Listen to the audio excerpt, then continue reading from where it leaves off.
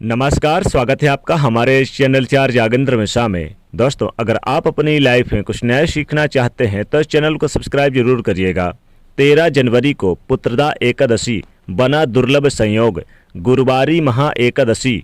गाय को खिला दे ये एक छोटी सी चीज, रोडपति से करोड़पति होने से कोई नहीं रोक सकता। दोस्तों, पौष मास की शुक्ल पक्ष एकादशी को पुत्रदा एकादशी के नाम से जाना जाता है। यह व्रत संतान की कामना से रखा जाता है और इस व्रत को करने से निसंतान दंपतियों को संतान सुख की प्राप्ति होती है। दोस्तों, इस बार गुरुवार के दिन यह एकादशी पड़ रही है, इसलिए गुरुवारी एकादशी भी कहा जा रहा है। साथ ही जिन दंपतियों को संतान होते हैं वह यह व्रत अपने संतान के उज्जवल भविष्य और निरोगी काया के लिए रखते हैं। इस व्रत को करने से भगवान लक्ष्मी नारायण की कृपा से मनचाहा वरदान भी प्राप्त होता है और घर में सुख समृद्धि आती है। इस बार पौष पुत्रदा एकादशी का व्रत 13 जनवरी दिन गुरुवार को रखा जाएगा। गुरुवार के दिन पड़ने के कारण इसे गुरुवारी एकादशी भी कहा जा रहा है। दोस्तों, जैसा कि आप जानते हैं कि एकादशी भगवान विष्णु जी को समर्पित है और बहुत ही प्रिय होती है। इस दिन माता लक्ष्मी जी प्रसन्न मुद्रा में रहती हैं। ठीक उसी प्रकार गुरुवार का दिन भी भगवान विष्णु जी को समर्पित होता है और यह व्रत का पारण 14 जनवरी को किया जाएगा। व्रत पारण करने का शुभ मुहूर्त है 14 जनवरी की सुबह 7:15 से सुबह 9:21 तक और दोस्तों, द्वादशी तिथि 14 जनवरी की रात 10:19 पर समाप्त होगी। एकादशी के दिन भगवान विष्णु जी की पूजा करने से व्यक्ति के जीवन में धन संबंधी समृद्धि आती है और समस्याएं खत्म होती है। दोस्तों, इस बार को एकादशी बहुत ही ज़्यादा खास है क्योंकि इस बार एकादशी गुरुवार के दिन है। एकादशी गुरुवार के दिन क्योंकि गुरुवार का दिन भगवान विष्णु जी को समर्पित होता है और गुरुवार का दिन भी यानी एकादशी भी और गुरुवार का दिन दोनों भगवान विष्णु जी को समर्पित होते हैं। इसलिए गुरुवार के दिन आने वाली एकादशी को महा एकादशी के नाम से जाना जाता है। गुरुवारी महा एकादशी के दिन भगवान लक्ष्मी नारायण की कृपा प्राप्त करने के लिए जो भी भक्त पूजा या उपाय किए जाते हैं वह अति शीघ्र ही शुभ फल प्रदान करते हैं। जी हाँ, और अति शीघ्र प्रदान करने वाले होते हैं। साथ ही यह साल की पहली एकादशी भी है। साल की पहली एकादशी पर जिसे भगवान लक्ष्मी नारायण की कृपा प्राप्त हो जाएगी उनके यहाँ पूरे साल भर अन्न धन की कोई कमी नहीं रहेगी। दोस्तों, आज की इस वीडियो में हम आपको गुरुवार और एकादशी के इस शुभ संयोग पर करने वाला एक बहुत ही आसान और असरकारक उपाय बताने जा रहे हैं। इस उपाय को करने से भगवान श्री हरि विष्णु के साथ साथ धन की देवी माता लक्ष्मी जी की असीम कृपा प्राप्त होती है। धन संबंधित समस्याएं दूर हो जाती है। भगवान विष्णु जी की कृपा से कष्टों से छुटकारा मिलता है, मनचाहा वरदान प्राप्त होता है और जीवन में सुख समृद्धि आती है। दोस्तों, आज यानी कि 13 जनवरी को एकादशी के दिन आप सूर्योदय से सुबह पहले उठ लें और नहा धोकर स्वच्छ वस्त्र धारण कर लें, यानी कि पीले वस्त्र धारण कर लें। अगर पीले ना हो तो इस दिन आप काले नीले ना पहने बल्कि सफ़ेद हरे रंग के आप पहन सकते हैं, गुलाबी ऑरेंज कलर के पहन सकते हैं, लेकिन इस दिन आप काले और नीले कपड़े भूलकर भी ना पहने। फिर आप पूजा स्थान पर जाएं और भगवान विष्णु जी और लक्ष्मी जी के प्रतिमा के सामने आप सफाई करें। फिर आप एक शुद्ध घी का दीपक जलाएं। शुद्ध घी का दीपक जलाने के बाद वहां पर आप बैठ जाएं और भगवान विष्णु जी को एकादशी के दिन गुरुवारी एकादशी के दिन आप पीले पुष्प, पीले फल और पीले वस्त्र अर्पित करें और पीली हल्दी का चंदन लगाएं।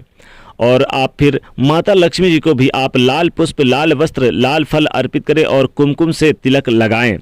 फिर आप भगवान विष्णु जी के जो हल्दी आपने लगाया है माथे पर तिलक, उसी हल्दी का तिलक आप अपने कंठ पर, मस्तक पर या फिर आप कलाई पर लगा सकते हैं। और फिर आप भगवान विष्णु जी की पूजा आराधना करें। ओम नमो भगवते वासुदेवाय इस मंत्र का जाप करें। फिर आप यानी कि पूजा पाठ करने के बाद व्रत का चाहे तो संकल्प भी ले सकते हैं। अगर आप करना चाहते हैं व्रत का संकल्प ले सकते हैं। दोस्तों, इस दिन चावल नहीं खाना चाहिए। चावल खाना इस दिन वर्जित माना जाता है। एकादशी के दिन भूलकर भी चावल ना खाएं और अपने मुख से कोई भी गलत शब्द ना निकालें, किसी की बुराई ना करें, किसी की चुगली ना करें। दोस्तों, एकादशी के दिन पूजा करते समय आपको एक उपाय करना है और ये उपाय बहुत ही असरकारक और चमत्कारिक उपाय है। दोस्तों, पूजा करने के बाद आपको शुद्ध आटे लेने हैं और आटे में शुद्ध जल से थोड़ा सा आप उसको गूंद लें और उसकी एक रोटी बना लें। दोस्तों रोटी बनाने के बाद आप भगवान विष्णु जी के सामने इस रोटी को किसी पात्र में रख दें और गुड़ घी का आप यानी थोड़ा सा गुड़ घी ले लें एक पात्र में और तुलसी के पत्ते ले लें, तुलसी के दल ले लें। भगवान विष्णु जी को एकादशी के दिन अगर आप तुलसी के पत्ते चढ़ाते हैं तो विशेष मनोकामनाओं की पूर्ति होती है। बगैर तुलसी के पत्ते भगवान विष्णु जी भोग स्वीकार नहीं करते, इसलिए उन्हें पंचामृत से तो आप स्नान कराएंगे, साथ ही इस दिन उन्हें तुलसी का पत्ता जरूर भोग के रूप में चढ़ाएं और साथ ही आप गुड़ घी का भोग लगाएं। गुड़ घी का भोग लगाने के बाद थोड़ी सी हल्दी रख दें एक पात्र पे। दोस्तों पूजा पाठ करने के बाद इस रोटी में ये जो हल्दी आपने रखा तो हल्दी गुड़ और घी इस रोटी में रखकर और फिर आप चुपचाप गाय को जाकर खिला दें और अपनी मनोकामना बोलते हुए खिला दें। दोस्तों आप देखेंगे कुछ ही दिनों में अगर आप रोडपति हैं तो करोड़पति होने से कोई नहीं रोक सकता। धन धान की बरसात होगी घर में, गरीबी भूल जाएगी घर का रास्ता। और दोस्तों आप के घर में धन की बारिश होगी, माँ लक्ष्मी कृपा बरसेगी, क्योंकि गाय में 33 करोड़ देवी देवताओं का वास होता है, उनमें से माँ लक्ष्मी जी का भी वास होता है।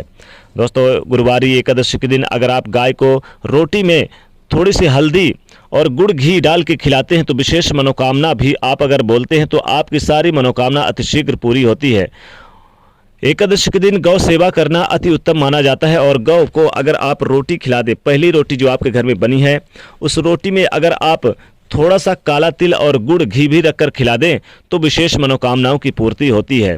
और दोस्तों इतना ही नहीं, बता दें कि अगर आप गुरुवारी एकादशी के दिन अगर आप गाय को गुड़ तिल और घी से बने लड्डू अगर खिला दें तो विशेष मनोकामनाओं की पूर्ति होती है, मन चाहे वरदान मिलते हैं, जीवन में आपको कष्टों से छुटकारा मिलता है। दोस्तों गाय को आप इस दिन हरी घास जरूर खिलाएं। गुरुवारी एकादशी के दिन गाय को अगर आप हरी घास खिलाते हैं तो विशेष मनोकामनाओं की पूर्ति होती है।